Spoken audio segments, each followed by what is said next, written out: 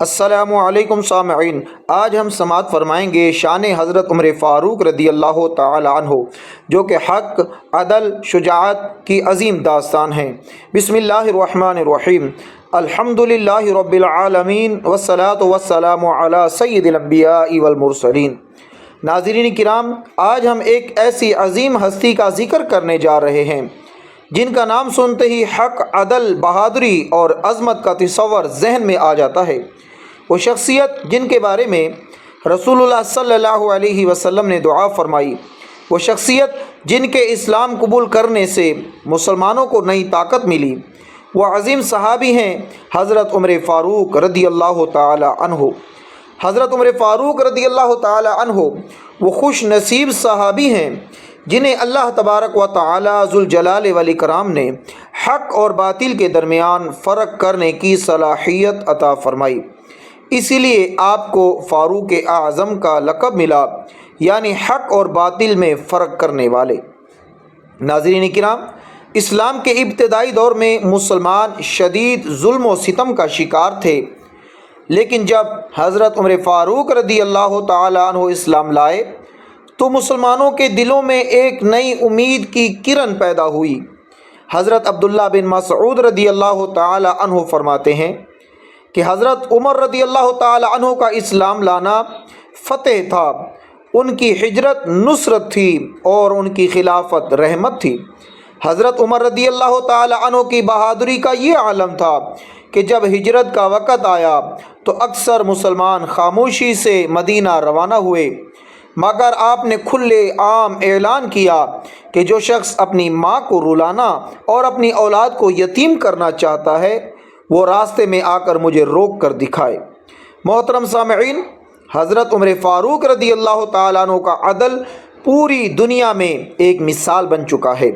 آپ راتوں کو مدینہ منورہ کی گلیوں میں گشت کرتے ہوئے نظر آتے تھے تاکہ کسی ضرورت مند کی ضرورت باقی نہ رہے۔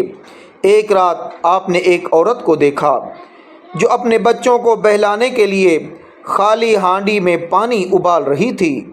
بچے بھوک سے بلک رہے تھے۔ حضرت عمر رضی اللہ تعالی عنہ فوراً بیت المال گئے، اپنے کندھوں پر آٹے کی بوری اٹھائی اور خود اس عورت کے گھر پہنچے۔ کسی نے عرض کیا، اے امیر المؤمنین، بوری مجھے دے دیجئے۔ آپ نے فرمایا، کیا قیامت کے دن میرا بوجھ بھی تم اٹھاؤ گے؟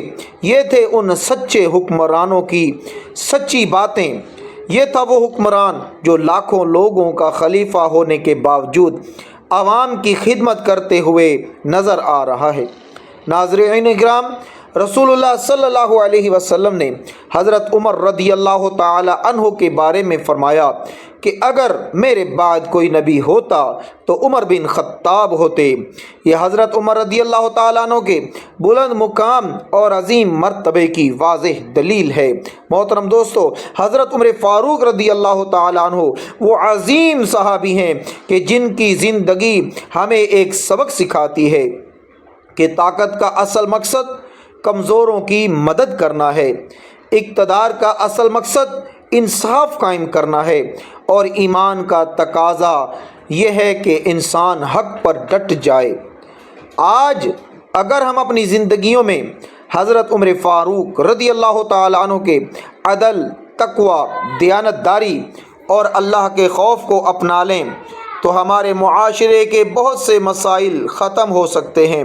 محترم دوستو، حضرت عمر فاروق رضی اللہ تعالیٰ عنہ اللہ تبارک و تعالیٰ کی طرف سے ہمارے لیے ایک نعمت ہیں۔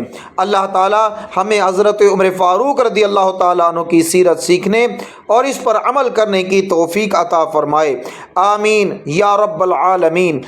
اگر آپ کو یہ ویڈیو پسند آئی ہو تو اسے لائک کیجئے، شیئر کیجئے اور چینل کو سبسکرائب کیجئے، اور یہ ویڈیو آگے دوستوں کو شیئر کیجئے۔